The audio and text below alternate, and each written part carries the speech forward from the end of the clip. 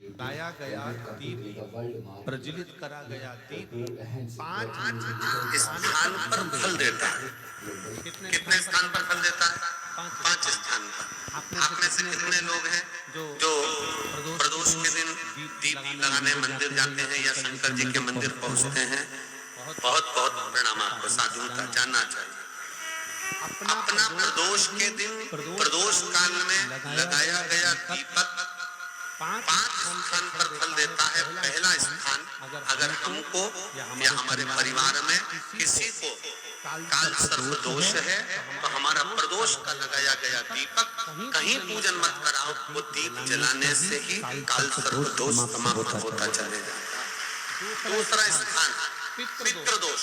अगर किसी ने कह दिया कि तेरे घर में पितृदोष है, तेरे घर में, कई लोग बता देते हैं कि तुम्हारे घर में कई माताएं पूछती हैं मेरे घर में बेटा नहीं, मेरे घर में 3 बेटी हो गई, 4 बेटी हो गई, 5 बेटी हो गई, बेटा नहीं है, बेटा नहीं, तो किसी ने कह दिया पितृदोष है। अब तुम शंकर जी की पूजन कर रहे हो, शंकर जी पे जल चढ़ा रहे हो, शिव की स्तुति कर रहे हो, तो किसी के यहाँ 3 बेटियों के बाद 4 बेटियों के बाद, एक माता ने तो लिखा है कि उसके यहाँ 2008 में उसके घर में लड़की ने जन्म लिया था, या 2008 में उसके घर में बच्चे ने जन्म लिया था, लड़की। उसके बाद फिर लड़की ने जन्म लिया और उसके बाद उसके घर में कोई पुत्र का योग नहीं बना। तब उसने प्रदोष के समय पर शाम को दिया लगाना प्रारंभ करा और 2008 में बच्ची जन्मी थी और अब 2024 में उसके घर में लड़के ने जन्म लिया।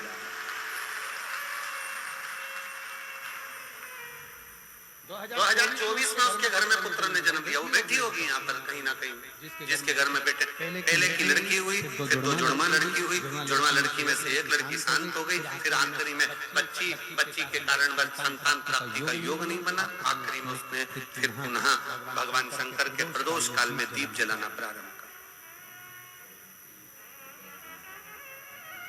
किया। कहीं बेटी हो कहा थिला सकती है, अगर कहीं बेटी हो।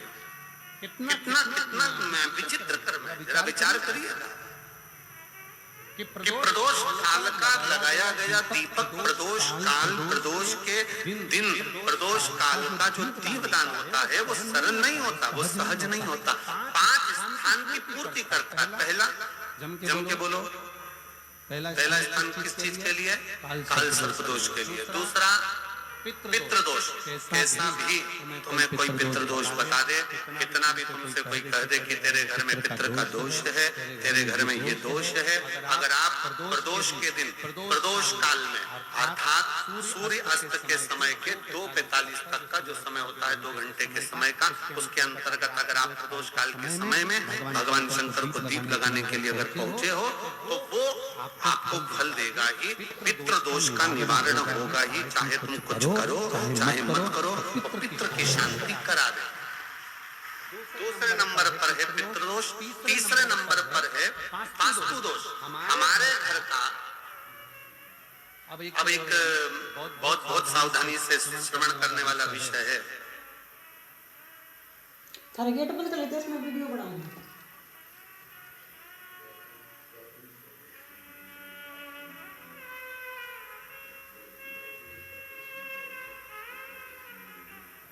यदि वंश की वृद्धि नहीं है, 30 वर्ष शादी के हो गए, 40 वर्ष शादी के हो गए और औलाद है ही नहीं, डॉक्टर ने भी हाथ ऊंचे कर दिए, टेस्ट भी करवाया, IVF करवाया, सब कुछ तुमने करवा लिया, तो भी औलाद नहीं है।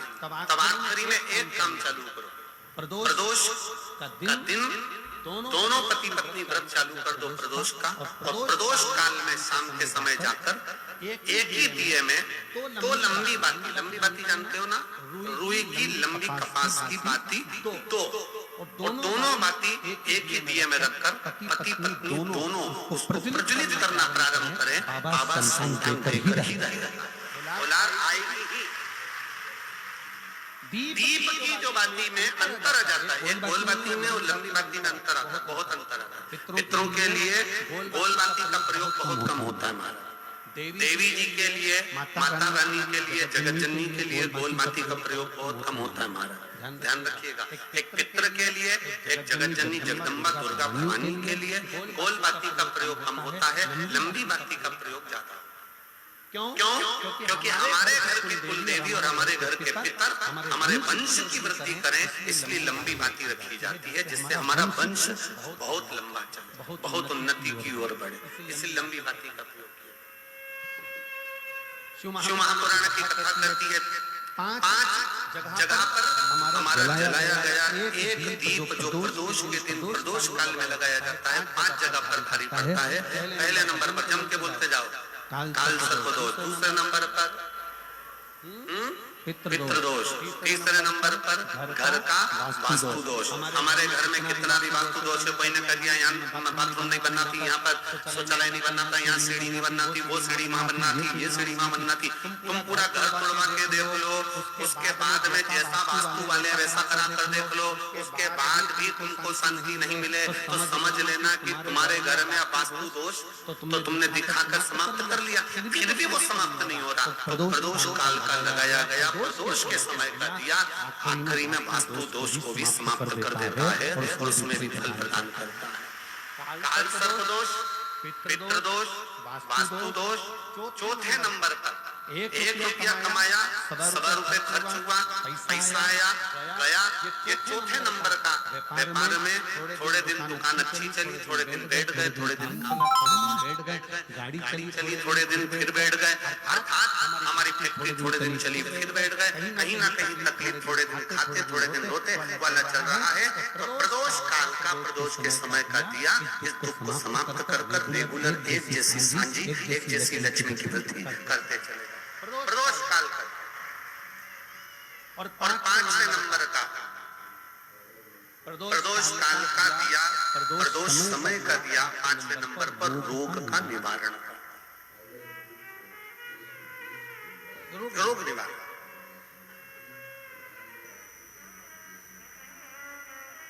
ये 5 स्थान जो बताए गए हैं प्रदोष काल के दिन, प्रदोष के दिन दीप प्रज्वलन।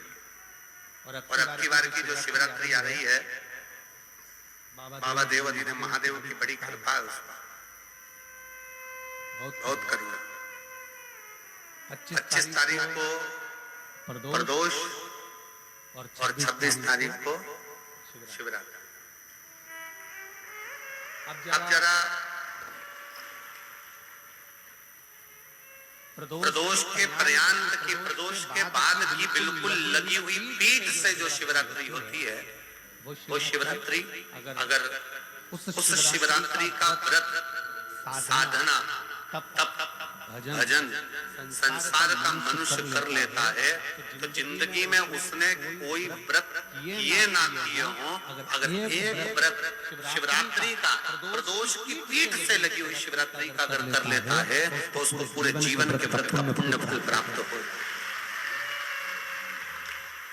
एक व्रत शिवरात्रि का प्रदोष पर्यंत की, अर्थात प्रदोष की पीठ से जुड़ी हुई। अब अगर कोई ब्राह्मण से, अगर कोई विद्वजन से, कोई पंडित जी से आप पूछेंगे प्रदोष कितनी बजे लग रहा है, वो बताएंगे प्रदोष लगने के बाद प्रदोष कब समाप्त हो रहा है, तो जिस दिन 26 तारीख हो रही है उसमें लगाया, दोनों की पीठ मिल रही है,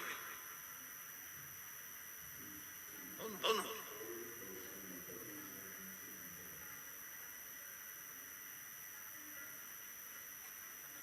करो व्रत।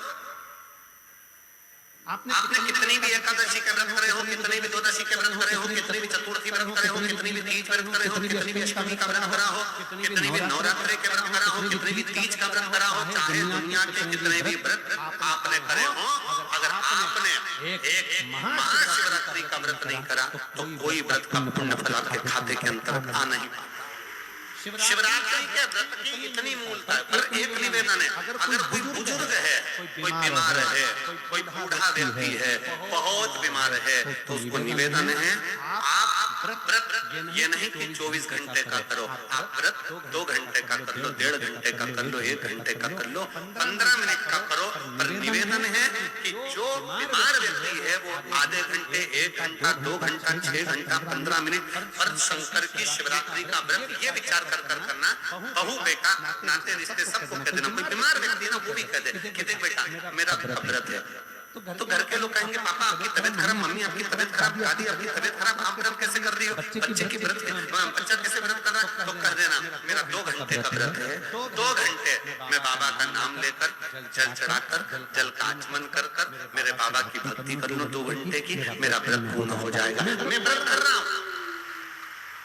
आधी में पुनी तुलसी बाबा कहते हैं थोड़े में बहुत होता है। आपके व्रत अगर कोई बीमार है उसके लिए, अगर कोई कष्ट है शरीर में उसके लिए ऐसा व्रत है। बाकी के सभी के लिए तो वही व्रत शिवरात्रि का पूर्ण व्रत है जिसमें भगवान शंकर की विरल भक्ति को हम प्राप्त कर।